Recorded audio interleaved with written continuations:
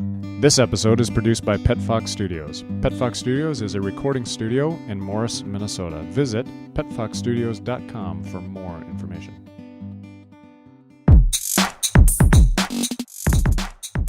Welcome to episode 12 of the Roasted Christian Podcast. This is Bobby. I'm John. You keep going. Oh, why? With the here at the Roasted. Everybody knows that. Okay. We like our ideas roasted, and we like coffee. There you go. Welcome, listeners, to another episode of the Roasted Christian Podcast, episode 12, our final episode of season 1, and then we're going to take a little bit of a break, figure out what we're going to do. What does that mean, Bob? I think, I saw your announcement, and I was like, wait, what? Yeah, I'm glad you were questioning it being a equal part in this actual endeavor that we have going on. More or less, I would say we're going to, figure out, do we want to keep going? Do our listeners actually want us to keep going? Does anybody care? Does anybody care? B, do we want to put in the effort to keep caring and trying? We know C, one person cares. Yes. Bailey Brecht. Yes. Shout out to you. And Dan being Odegaard, hooked. I know, loves what we're doing. So also shout Dano. out to him. But more or less, yeah, do we want to keep going? Do we want to keep putting in the effort? And if we do we want to really put in more effort and, see if we can get a lot more listeners? I'm only going to put in more effort if we get sponsors. So, yeah, we have lots to talk about in our break of how much we want to keep going, sponsorships, different interviews with different people to kind of help spread this out a little bit. We have lots to talk about, and maybe even actually plan a little bit more some episodes out so we can, be a little bit more educated in our discussions, which isn't half bad, but it won't be half good either. I'm pretty sure the BS sessions have been the highlight, though. Yeah, I've enjoyed listening to ourselves. Yeah, just not know what we're talking about at all. Woody and I listened to the Kaepernick and the last one that we just did, episode 11. We listened to the raw footage while she gave me a haircut, and a couple of times she was just rolling over laughing. I'm like, at least we are somewhat funny. Yep. Like, my wife has heard just about every one of my jokes and knows my temperament and has now become more desensitized to my humor, so she doesn't laugh that much. But Desensitization. It's a bad thing. We'll talk more about that. Another segue. But all right, do we have any chit chat? What do you want to talk about? We have nothing listed, so you gave me permission a few weeks ago. Oh crap, that's right. To talk about Gary Johnson. You didn't put it down, so I'd forget. I'm being sneaky. I didn't put it in the notes. Actually, that's a lie. I'm not being sneaky. I'm being forgetful. Okay, Gary Johnson, guys. So I liked his Facebook page, so I see some of his stuff. There's a video that has popped up called "The Balanced Rebellion." And it's a really funny video featuring Dead Abe Lincoln. And he talks about like how terrible Hillary is and how terrible Trump is. And if the U.S. was Gotham, then Hillary is the mob and Trump is the Joker. Like the mob, you know what you're getting, but they're ridiculously corrupt. Mm-hmm. Trump is the Joker, and who knows what's going to happen. What does he say? I think it's if your drunk uncle decided to run for president, and then everybody else got drunk and decided we should give them nukes. Like, this is basically what's happening. Oh, man. If you're drunk. So this video basically says there actually is a better alternative than the lesser of two evils, and that is Gary Johnson. He is a true moderate, and not to say that you're going to agree with every position point on his platform. That's fine. But if you ask yourself, is he better than Trump? Yes. Is he better than Hillary? Yes. So balancedrebellion.com, you can go on there, and if you are a conservative in Minnesota, it will match you up with a liberal in Minnesota who is also considering Gary Johnson. So basically, you're not wasting your vote by betraying your party. You are paired with someone from your party and someone from the opposition who are both coming together for Johnson. Interesting. Yeah. So it's pretty cool. Johnson was a Republican governor who ran in a Democrat state, New Mexico. And it is New Mexico, so he has had his fair share of stuff with immigration. He's had he's just a pretty moderate guy. He's not straight-laced libertarian, live and let live.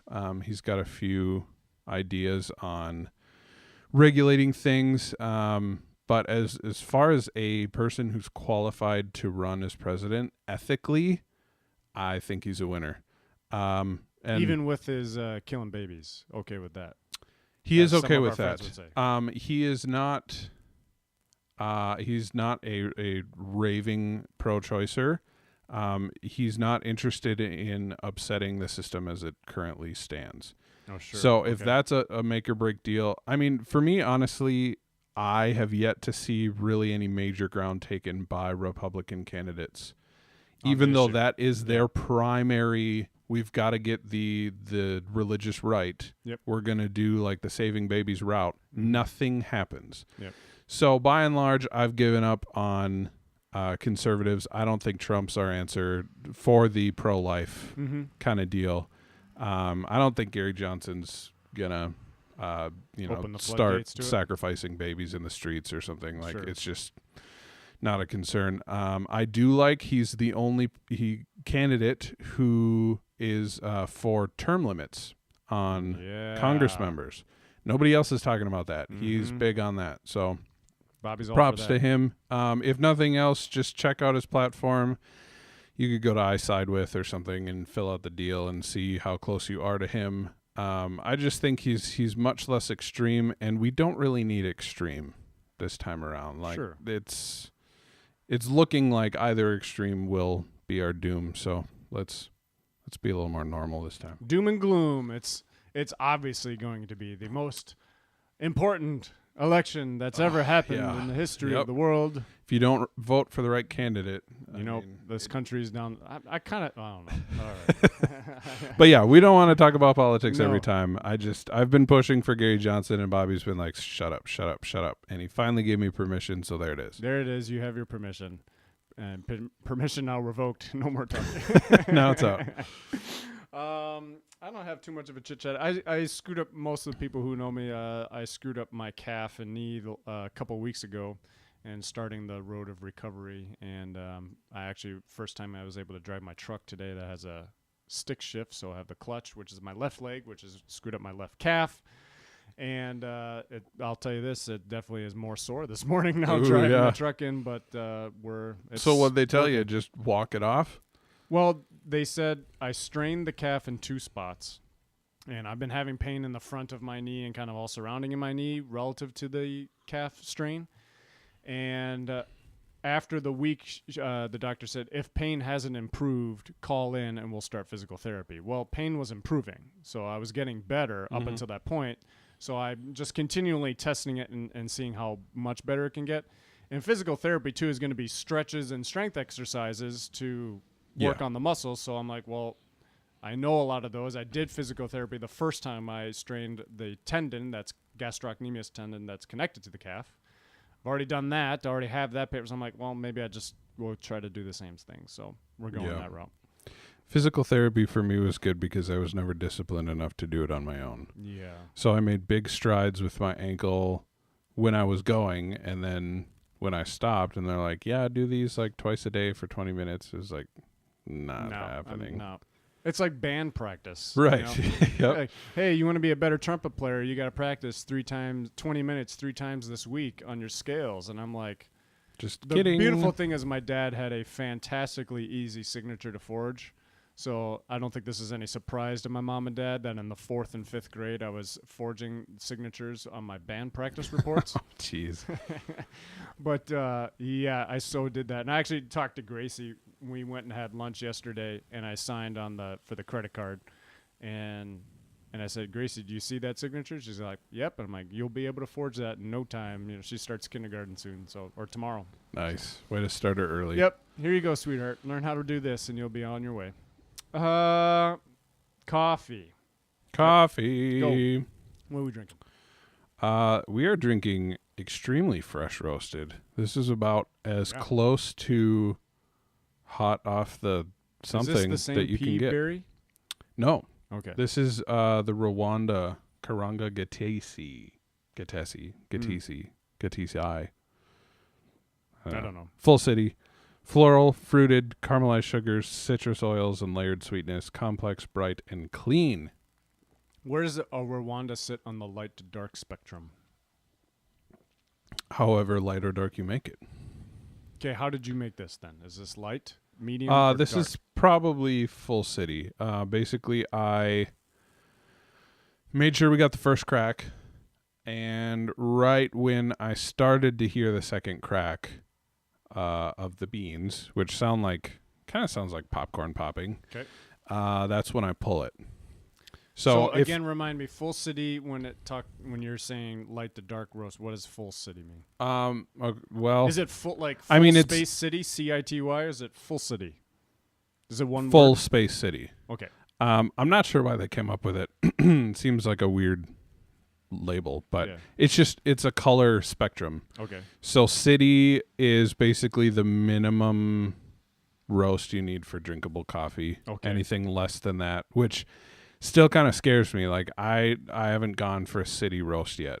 Okay. Just because I don't even know if I could appreciate it. If I did it well, I'd still think I didn't do it enough. Water. Yeah. But that would be like your ultra blonde roast. Most caffeine, least amount of oils released from the bean. And that's what happens when it cracks. Okay. Those are the oils and the sugars basically exploding. So then you go from city to city plus. Okay. That's a little bit browner. I think probably most beans that you will see in a bag from like Starbucks or something, the light roasts will be like a city plus. Okay. Then you go to full city. So we're talking medium? Yeah, the strong medium. Mm-hmm. And then the full city plus would be right about at second crack. And that's, I don't know. That'd be a darker medium, I guess. Okay. Most of the time when you're home roasting, you can go really dark, but you really notice. Okay, so one of the things that got me with home roasting was that you see these beans like as they progress on the roast. Yeah. And you see the oil come out, and you see like, okay, so what is a French roast actually? What is a Vienna roast actually? Mm-hmm. Basically, you burn the crap out of them, and they're completely covered in oil. Okay. And there's really no taste left. I'm convinced, like, they taste okay when you get them from Caribou or Starbucks or whatever. I'm convinced that they prefer to burn their beans to achieve a consistent flavor profile. Okay. Because if you get beans from different places, they're going to taste differently at a medium. Sure. But if there's more char than actual flavor when you get to the darker stuff, it's going to taste more similar. Which is my own theory. Like, sure. I have no proof for that. But, like, you open up a bag of Starbucks, like a French roast or something, they are black. Yeah. Oh, like, yeah. It's nuts. Somehow they get them to taste good, but when you're home roasting, it's just not worth it. Yeah. So I pretty much just stick to the full city. Okay. So is there anything above full city plus, like full city platinum? Or gold? After full city plus, you get into the French and then Vienna. Oh, so those are okay. Yep. So those are darker. Okay. Yep. Okay. So you can get there with the home roast. Mm-hmm. It might be like 10 minutes a batch or something. I don't know. Take you forever. Interesting. Well, that was very educational. Well, thanks. I appreciated that. And since we kind of, do coffee in the beginning, it's good that we have a little bit more coffee talk for those who are interested. There you go. And if you're not interested, get interested. Yeah, you could do that, or hit the 15-second skip button, during the segments. Yep. And get to the good stuff. Do we have anything else before we get to the good stuff? Our fresh roast. Well, I don't know what segment we're doing later. Oh yeah, but I have a segment to start with. Ooh, a light roasting segment.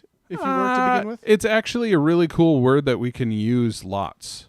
Okay. In all of our, really wish I had found it earlier because basically every episode has been this. Okay, so you're going to give me a word, and I'm going to have to try to get a definition. Okay, so the word is quadlibet. Quadlibet? Quadlibet. It is where you have a subject or something you're talking about, and you hit all key 4 elements of the subject. Not terribly far off. It's actually QWO, not QWA. So when I said quad, you lied. No, it is quad. Oh, okay. Just kidding. I mean, you could say quode, I guess, but Yeah. Okay. I don't think that's how you're supposed to say it. Anyway, Bummer. a quodlibet is a philosophical or theological point proposed for disputation. Hey. Right? Dude. I wish, where's this word been all my life? Because it's my favorite thing to do ever. If we get Roasted Christed t-shirts, we have a logo on the front and quadlibet on the back. Quadlibet? Yeah. Quadlibet. We can put it in the liner notes or something. QUODL. Write in on the note. Write in on the sheet so I can see it. IBET. Okay. We'll put it in the chit chat. You can say any letter you want in the error, and my brain is not going to compute what you just said. I almost always say letters that I want in the air. Just throw them in the air, and Bob will be like, "Is that the number 8?" I don't know what you said. All right, okay. There it is. It's under the chit chat. Okay, quadlibet. All right, yeah. Expand your vocabulary, people. Just boom. Hey, actually, have you quadlibeted today? That T-shirt idea is a good idea. Have you quadlibeted today? I would wear that T-shirt. Prepare for your quadlibet. Yeah, prepare your quadlibet. All right. Well, if nothing else, let's jump into our fresh roast.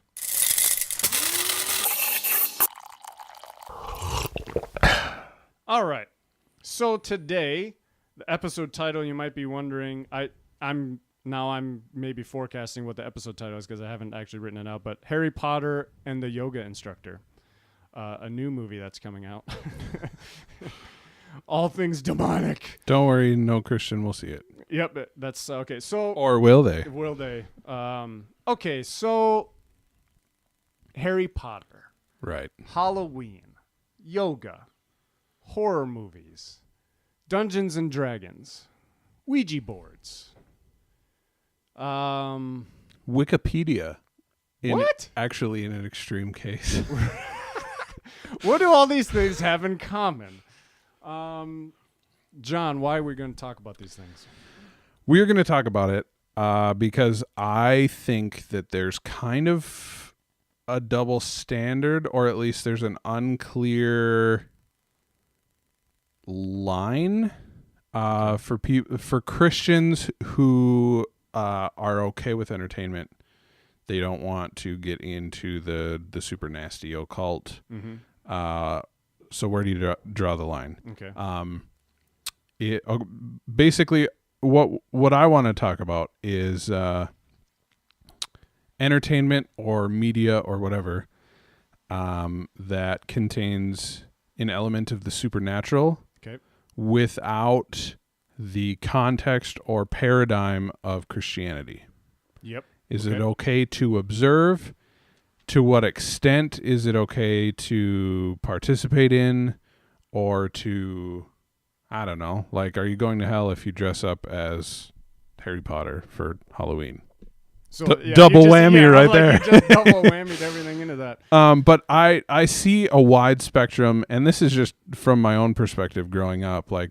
It was actually pretty strict and less contradictory than a lot of different families. I feel like we weren't allowed to watch or read Lord of the Rings until I think I was 13 when we did that. But yeah, trading card games were way too close to Dungeons and Dragons. So you can do different trading card games, right? Because Dungeons and Dragons it works on a similar system.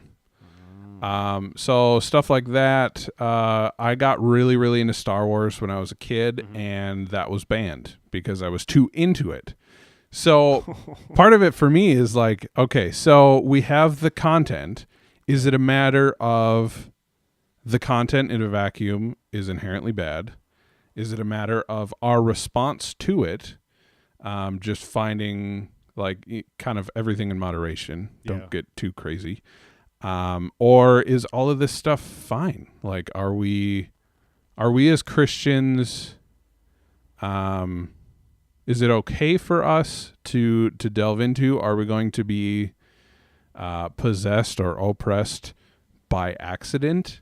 Mm-hmm. Are we opening ourselves up to these things? Do we need active participation? All those kind of questions I hope to get into today. So, Bob, what's your take? Wow. Okay, so I think I have knee-jerk reactions, and then I have elements of, okay, what does the Bible really say? What is the spirit of what the Bible is trying to communicate? Mm-hmm. How have people maybe twisted the word to make some kind of legalistic claim? If I'm going to say that, go that far, all movies are bad. Let's say, okay, legalistic claim. Right. So knee-jerk reactions are, to me, what the heck? What's your problem? So my pet peeve one has always been Halloween. So my family, we liked Halloween. We never got into dressing up like demons or dressing up like monsters. I think one year I was a bedsheet ghost because Bob. I didn't want a costume and I just wanted I wanted it as simple as possible to get out there. But most years I was like a baseball player or something, right. you know? And we go around, and the whole goal as a kid for Halloween in our family element was go around and get candy. Get candy, get candy, get candy, as Mr. Jerry Seinfeld said. Get candy, get candy. You mean you're not worshiping Satan? We did not have a prayer to Satan before we left the house. Okay, well. I mean, we had 2 dogs. My dad would walk the dogs. They'd have their Halloween bandanas on, the dogs would, and my dad would dress up. And me and my sister would go out, and we'd get candy, get candy, get candy. And then we come home, and what we didn't even watch, I don't remember watching tons of scary movies.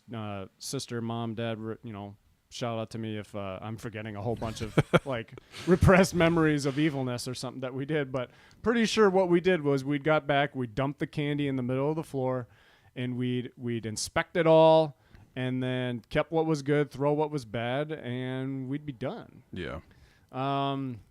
So going to things that have possible supernatural elements attached to them in some way.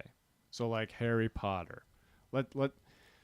My gut reactions are everything needs to be taken on a case-by-case basis. Okay. So we can't make blanket statements on this stuff. To me, it really doesn't seem like you can make a blanket statement. Do you? And it's really hard. It's really hard to say that, especially from a biblical standpoint, for someone who's living by the Spirit, right? To make a blanket statement of all things that have been and will be for the future. That's really tough. So, is your case by cases approach based on conscience? Just what you feel okay with? Yes, but I think it's listening to Spirit and knowing yourself of what either you're susceptible to. Or your children are susceptible to. Yeah. So, for instance... We're both on a roll today with our words. Yeah. For instance, I know one of my kids reacts or gets more scared to, Disney shows that show magic. Yeah. Or show monsters. There's a monster on the show, but, obviously the prince or princess defeats the monster or something like that. Right. You know? Yep. A Disney classic, there's a monster... and it's defeated, but still they get a little bit more scared, and their imagination goes a little bit more wild when they see those type of movies or shows. I think it's wise as a parent to recognize, all right, what kid's susceptible, what kid's not, and for one, this kid or for the family at this time, based on age, right now, probably not the best thing, because maybe your imagination's running too wild and you're not as grounded or firm in certain things to know what the difference really is. So maybe I watch them with you and I talk to you about it and we discuss it and we get that foundation together. So we would watch some things with the one kid who's more susceptible, and we would talk it through. Yep. And say, this is not real. None of this is, yeah. So to me, it's case by case basis. Sure. As vanilla as I can be on this podcast. But I will give answers to specific things if you want them. Well, and one thing that I think speaks well to that idea of case-by-case basis is that for me, and you could maybe argue against this and say that I've been desensitized to a degree. Yeah. But I will say that case by cases works in a lot of scenarios because there are things that I'm okay with that I know other people aren't. Mm-hmm. And there are things that I'm definitely not okay with. Yeah. So I think there's this perception, like, if you watch Harry Potter, like, what's next, man? Are you just going to, like, become a Wiccan next week? Like, what the fart? So I think it's important to understand, like, yourself and your spectrum. Like, I'm okay with this, and I'm okay being okay with this because there are things that I know for me that cross the line. But I'm also not going to criticize parents who, on their judgment call, if they're making the judgment call on a case-by-case basis, right, of, you know what, I think this one crosses a little bit too much of the line for my kid right now, and maybe when they get older and I know they understand because things, it's going to conform to their standards, not the kids. Yep. Like, you're responsible for that. You're responsible as for the that. So parent. I get that, but if you're making that decision based on a blanket, well, it used the word ghost in the movie one time, and so you're forbidden from watching it. Right. So my example is Harry Potter, actually. This last weekend, I was like, all right, I want to watch the movies. Like, they seem interesting. I've been putting them off for a long time. I've had enough. Oh, you've never seen them? I've never seen them. Oh, so I've only seen, like, the first 3 or 2. I don't even know what really so happens. Low budget. Yeah. First 2 movies are so low budget. Okay, anyway. I was okay with them to an extent. Okay. Both my wife and I watched them, and basically I came out with it being like, okay, I do not understand how most of the movies are PG. Sure, like, there's just a lot of creepy stuff going on. And, the MPAA doesn't know how to rate that stuff, apparently. Yeah. So I don't want my kids to see that for quite a while. Sure. If they get to a point in maturity or whatever and they really want to see them, I don't know that I would have a problem with it. There is witchcraft. Yeah. There's they're all witches. Right. They're witches and wizards, and part of it, interestingly, is kind of the lingo. Like, you go into, like, Lord of the Rings, and he's a wizard, but there aren't any witches. So, it's okay because witches have that, like, connotation. Sure. Where Harry Potter is less apologetic. Like, they're riding brooms and they play sports with their brooms, and it's Quidditch. And it's like, so I think one of the arguments against Harry Potter is that it kind of normalizes the nasty elements of occult. And my slight kind of throw this at your response a little bit is, while it may, one side of it is it may normalize it. The other side of it is I feel like it can remove its power that it has on people by right. I saw that in your notes, and I was like, that's an interesting take. Yeah. Like, you're almost taking the teeth away from it. You're taking the teeth away from what it actually has power in by saying, oh, you have no power over me. You're a child's thing. Right.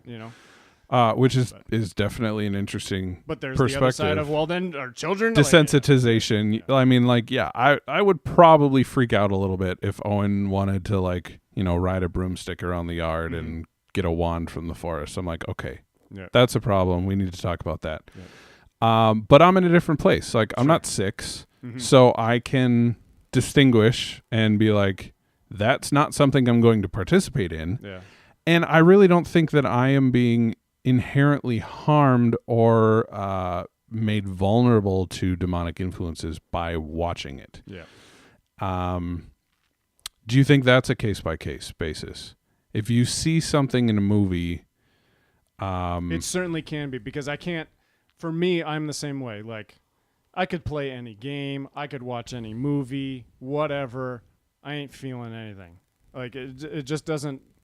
I'm not all of a sudden be like, maybe I should try some spells. Like, it's just like not coming my way. All right, guys, you sold me. So it's hard for me to make a blanket statement because I'm not a person who's vulnerable in that way. Sure. Where I have vulnerabilities in other ways that people don't. So it's hard for them to speak to it.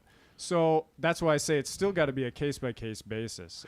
Bad Christian had a guy who they had recently on an interview, I guess. I didn't listen to the podcast. Gabe told me about it, but He got into Dungeons and Dragons when he was 12. Okay. And then was like, hey, I'm going to try out some of these spells. And they started working. Oh, boy. And he got into like a grand wizard in the satanic realm of things. It's like, oh, that's... So, it's still... but, like, for me, like, that's zero effect on me. Right. Like, has nothing to do... It still remains external. You would 100%, argue. yeah. I have boxes. Right. And it doesn't penetrate the box. Yep. So for me, actually, one movie that crossed the line, and this was less about the supernatural, although it did play a part, was Snow White and the Huntsman. I don't know if you saw that. It came out a few years ago with Charlize Theron. She is the witch. Okay. And a highly sexualized one. So she's casting these spells, and there's like, this black magic floating around the room. Okay. And then she's like getting naked and like swimming in this black magic sea. Weird. That one messed me up, man. But like, so the weird thing is like everybody knows the story of Snow White. Yeah. So it's not a big deal. Like nobody really talked about that one. I'm like, guys, like this is a problem, yo. I definitely think so in general culture, since it's become desensitized to these elements, the non-recognition of there's legit things out there that are demonic, spooky, weird, against God, against Christ, that are going on. Yep. And some people can be lured through these things, through a different medium to get them interested in it. Yeah. Okay? That's true. I also don't feel like there's a grand conspiracy of like we're going to make a game so that way there are more people who are getting involved in satanic things, or make a movie so people can practice more witchcraft. So like I don't feel like there's a grand conspiracy. I just don't. There isn't some grand wizard in Hollywood being like, we're going to get the masses. Yeah, I don't feel that, and someone's going to give me some kind of stupid article from a website that's full of spam. They're probably out there. But, yeah, so there's definitely the element of non-recognizing, like, this is a little bit more creepy into the real realm of what some of this kind of stuff can get into. But could you not make the same argument, though, like, you watch somebody shoot a guy on a movie? Like... Mm-hmm. That's a real thing, man. That's a like real thing. people use weapons to kill people. Yep. Just because we watch that does not make us a murderer. Well, yeah, I call it the Beavis and Butthead effect. Okay. So when I was a kid, the show that came on, a cartoon, was Beavis and Butthead, and they loved setting things on fire. Sure. Then all of a sudden, we had a string of kids setting things on fire because that's what Beavis and Butthead did. Right. And they thought it was funny. Well, you can kind of make it's like the video games that get kids like, well, it's video games that make kids go crazy. Or that's why I'm like, I can watch Beavis and Butthead and know not to set things on fire. Yeah, it's a little bit of both. Like you have to know who you are or your kids are, like if you're the parents, and just know what they're prone to and like, or talk it through, like you were saying with your. I definitely feel like I'm not going to criticize a parent who makes a judgment call to say this is right or this is wrong. If they're saying, I'm just going to go take things case by case basis and make a judgment call whether or not this is over the top for me or for my kid yet or not. That's cool. Mm-hmm. Like I fully 100% respect that. And if people have a problem with that, then I don't know, I got a problem with you. But judgment calls by parents like that totally that's their right to make. That's totally, and I think it's good parenting and it's wisdom to be like, I'm gonna watch first what my kids want to watch, and be like, yeah, fine, whatever. Mm-hmm. Action movies in my house were never a problem. Right. Just movies in general. Just I don't know. Maybe we were mature enough or at a young age or whatever, but we just knew this is fake. This isn't real. Doesn't affect me, and it just we went on. I never got scared. I never really got too scared of movies when I went to bed.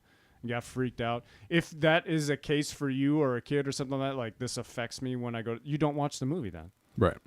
My wife, Whitney, she's like, movies that are like way ultra overthinking, like, not horror, but more like psychological thrillers maybe. She doesn't want to watch at night because she's like, it kind of messes me up going to bed. Right. I'm like, Well, she knows that, so she doesn't watch them. Yeah. That's fine. Yep. I have no judgment on that. Like, nope, you're a weaker person or a less of a Christian or like, no, that's fine. Mm-hmm. But I also don't have a problem with it. Yeah. So we've been talking about external things. Do you think that there is? I know we've kind of talked about yoga before, maybe not on the podcast, but it's been discussed. Yes. Yoga, Halloween, maybe the fortune telling stuff. Basically things that you participate in. Yeah. Does that change the game for you, or is that still kind of case by case? Okay, so here's my little statement I'm going to make that people can criticize. Okay. I think there definitely is a difference. Let's take 2 examples between yoga and Ouija boards. 2 things that are activities that you participate in. Yep. Okay, and this is my judgment call. I think it seems like there's a difference between playing with fire and playing with sticks. When you sticks can burn. Yep. Well, go with me. Yeah. Playing with fire, like no matter the size of the fire, you're playing with fire, you can get burnt, right? To me, that's a Ouija board. Like, that's an activity you're participating in. That is something set up specifically to be calling out some spirits. Yep. Like, specifically, that's mentioned in the Bible. Do not do this. Yeah. And that's exactly what it's designed to do. But playing with fire is different than playing with sticks. I can rub 2 sticks together and add some kindling and some other stuff, and it will create a spark and create fire. Right. But a stick. So if you're really looking for it. Yeah.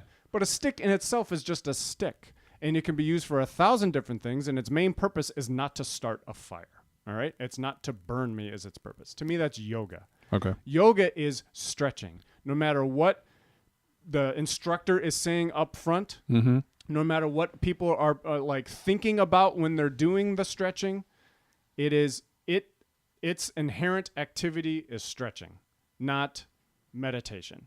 Now, people say it came out of meditation and they found a connection between what they did was they took maybe an activity of meditation or something like that, or like spiritual oneness and connection, and they said, wow, it's easier for me to do it if I'm stretching at the same time. Sure. Okay.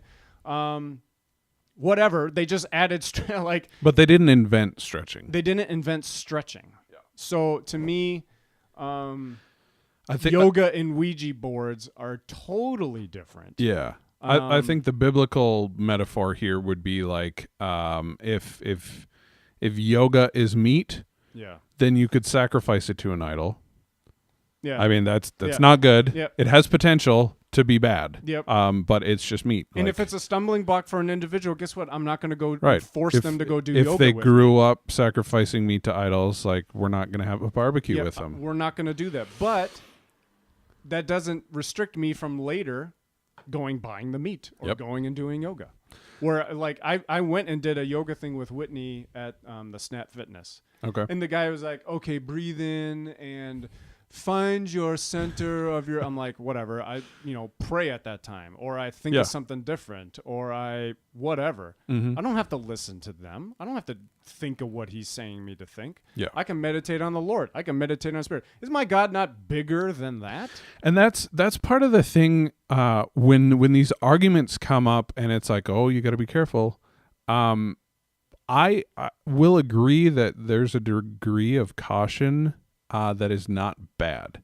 However, when you take it too far, all of a sudden it seems like there's this there's a demon behind every bush kind of thing, and like it's entirely on us not to screw up in any regard, or we get a demon.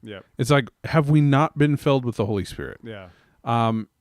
It's just, it seems like there's a spirit of fear biblically too, of if you are full of the Holy Spirit, you can't get a demon. Right. So there's that. Yeah, you could definitely take it that far. But yeah, with everything, so kind of like general rules here. With everything, discernment and listening to Holy Spirit is key. Yep.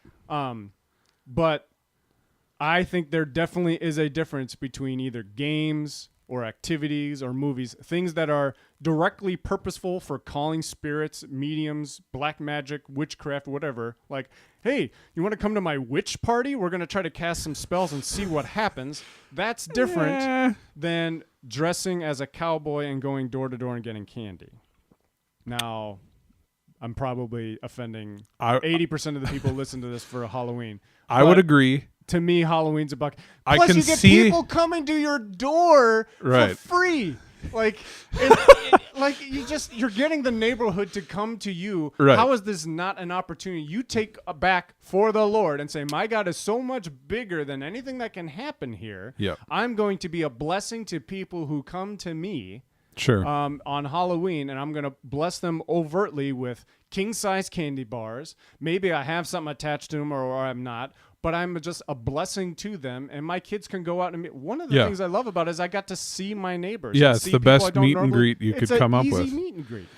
Okay, that is an angle, and I think by and large I agree with that angle. It's a matter of what angles you want to take. Right. Do you want to take the fear angle? I will go. I'll take kind of another angle just to play the heavens advocate. Okay, so we have all of these secular or demonic things. Yeah. Entertainment, what have you. They have no intrinsic value or they're not crucial to our lives in any way. Mm-hmm. So you could make the argument, I think, from the other side that says, why do you need to participate in Halloween? Sure. Why do you need to do yoga? Aren't we as Christians called to be separate? Yeah, be distinct from the world. And if everybody is going along and saying, you got to see Harry Potter, you got to see Harry Potter, maybe is it any kind of testimony to just say, you know what, I don't have to, and maybe I won't, because maybe there is something in there. 2 Corinthians 6:14-15 was like, for what partnership has righteousness with lawlessness, or what fellowship has light with dark? What accord has Christ with Baal, or what portion does a believer share with an unbeliever? There's elements and biblical themes of you're in the world but not of the world, and you are called to be different for Christ. Yep. Totally. I'm 100% on board with those themes. But also, to me, Halloween is a time where I can actually take advantage of it for Christ. So my angle, my approach to it is, can you be separate from the thing? Absolutely. But if God's not calling to me to be separate, but to inject himself, like Christ, into the event or into the thing, I'm going to do that. Like there are people who... so you're not going to do any of these things just for entertainment? If I want to. I mean, it's just... I personally don't feel, you got to go see this. No one's got to go make me do anything. Like that's one of my approaches to things. You're your own man, Bob. Yeah, well, yeah, but I've never really felt peer pressured to just go do anything because other people are telling me to go do it. Right. So my perspective on that is, if I want to, I will. And so I guess maybe that answers the question. It's like, I'm not going to feel forced to do anything. If I want to do it, I will. If I want to be entertained by it, I will go try it. Yeah. And if I want to participate in Halloween to be a blessing to the kids in my neighborhood, with cool Raspberry Pi gadgets that automatically open candy to them in our king-size candy bars, why not? And play music on cue. Why not be that house in the neighborhood that is a blessing to other kids? Yep. That kids are looking forward to visiting, and you can get more kids each year because you're that house. Got to be that house. Well, you don't gotta, I don't know, but it's kind of cool. Why rat hole when you can be a blessing? Right. Yeah. So I look at that argument saying like, don't be like the world, be distinct. Yep. Don't be peer pressured into any of that stuff. Hold yourself apart. And I say, okay, but I am not going to be an ascetic, like monk. In the forest, like that. I've got my Bible and I've got my garden, and that's it. Yeah. So I find it difficult to draw a line between, okay, what is, what kind of entertainment at this point is not worldly? Sure. Which, I mean, maybe deserves some investigation. Probably. Like, I don't know. So like for Halloween, for example, like where I'm drawing the line in Halloween is like either what parties or activities my kids are going to go to and what they're going to wear and dress up as. Mm-hmm. You know, you're not going to dress up like a demon. Yep. You're not going to dress up like a monster. You're not going to you're going to be a blessing. Obviously, your goal is to get candy, get candy, get candy, get candy. I mean, that's all they're thinking about. Get candy, get candy, get candy. And go looking around at other people's pumpkins and seeing what kind of cool things that they're not living up to my pumpkin. I mean, that's fine. I mean, we want to go see second place. Everybody's pumpkins fall short of yours. That's what we got to do. We got to go around find who's second place this year. Yep. That's the goal. So, yeah, when it comes to movies, when it comes to entertainment, when it comes to books or games, you just got to have discernment. Are you living by the Spirit or not? I'm not cutting everything out because I want some of that. I don't have a problem with it. Yep. So, for me, like you said, it comes down to case by case. Is there a check in my spirit with some of the content that I'm consuming? Mm-hmm. And, I mean, maybe it's tricky to stay sensitive. I don't know. But for me, like, I'm okay with the things because there are things, like I said at the beginning, that I do reject. Yep. That there are things that go too far and I say, like, no. So to me, like, that's a litmus test. Yeah, if I'm not finding anything that's a problem, like, maybe that's a problem. That's probably a problem. There's definitely a biblical precedent for what you feed yourself with. Yes. Are you providing yourself with good, wholesome, godly things? Or are you providing yourself just with worldly things or ungodly things or unholy type of things that will just affect your soul? Mm-hmm. So, like, for me, Family Guy is a no. Yeah. Because what their humor's like, how they attack different people groups and stuff like that, to me, it's just a no. While there can be funny elements to it, overall, it's just a no because of how it makes me feel or how I think when or what I am catching myself laughing at. I'm like, wait a second, that's not good. Right. And so I got, to me, like a very popular cartoon show is a no. Yeah. Which, I when you describe it that way, is kind of hilarious. Mm-hmm. But I totally agree. I think in some respects, I might get burned for this. The harmless occult in like mainstream media is actually sometimes, I think, a distraction from the things that actually eat at our soul. Yes.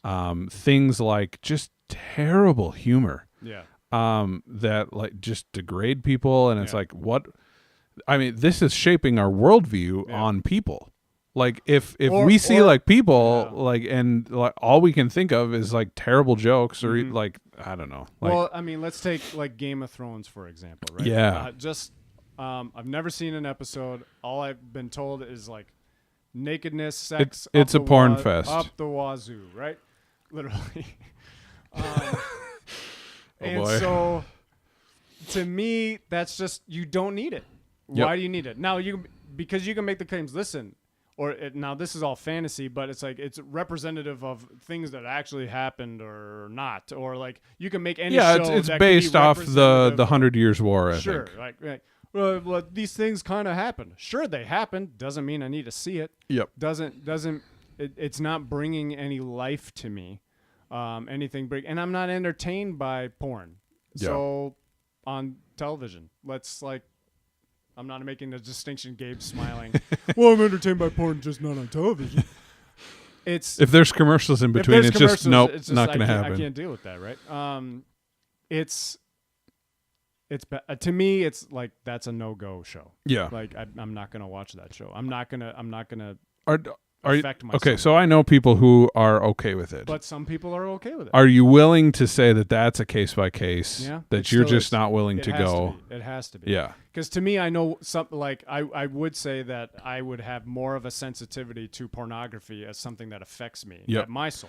Yeah, but I have less of a sensitivity to something like rock and roll music or the devil rock and roll or witchcraft. But there movies are or people who other are things. affected by that. Yeah, absolutely. So it is really hard to make a blanket statement. It is. If people are like, I can watch this and it has zero effect on me and I'm entertained, I'm like, okay, I can't.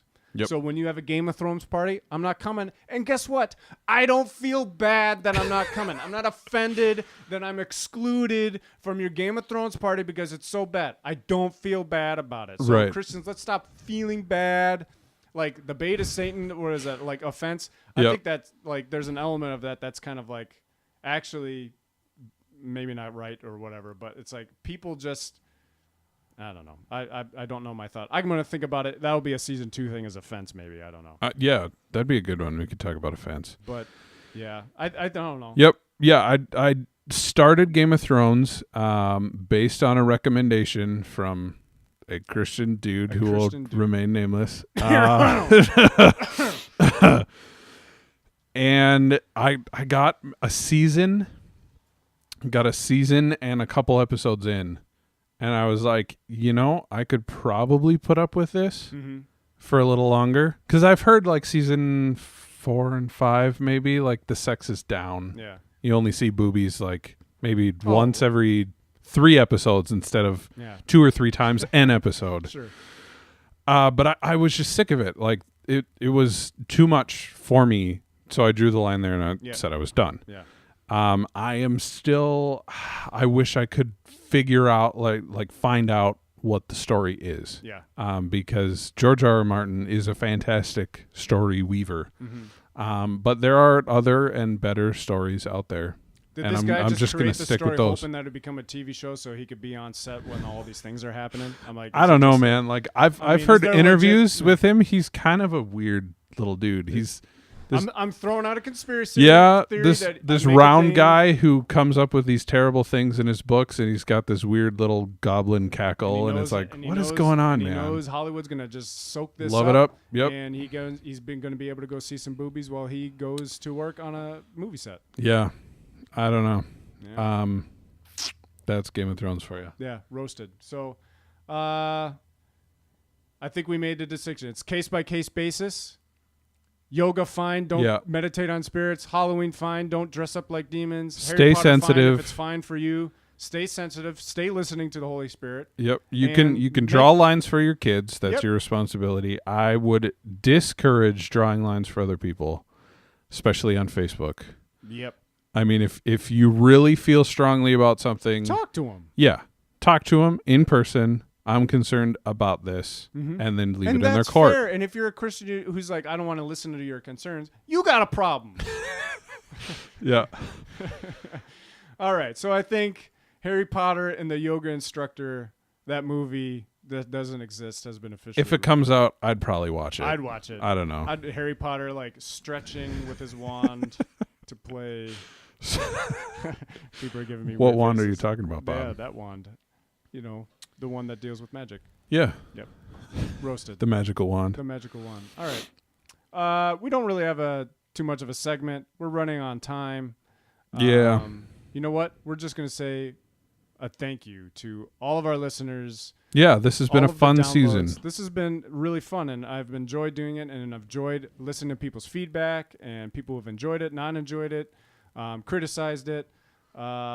I appreciate it. I appreciate the conversation. I like that we're getting different perspectives from people, and hopefully we are challenging your thought, challenging your perspective, and stirring the conversation to roast some things that need to be roasted, or to bring up things in your household that need to be brought up because you just don't talk about them that often. So. Yeah. If you as listeners feel like there's this huge gap, blind spot hole that we're not covering that you would love to see covered, or if there's a direction you would like to see this go, let us know. We would love to see people who are looking for the return in season 2. Yes. So give us a shout out, share some stuff. That'd be great. Yeah, the more you share, the more we will actually believe you and your opinions. Yes. Because nothing if says you're I inactive, like we're it just going I to blow share you it. off. Yep, exactly. All right.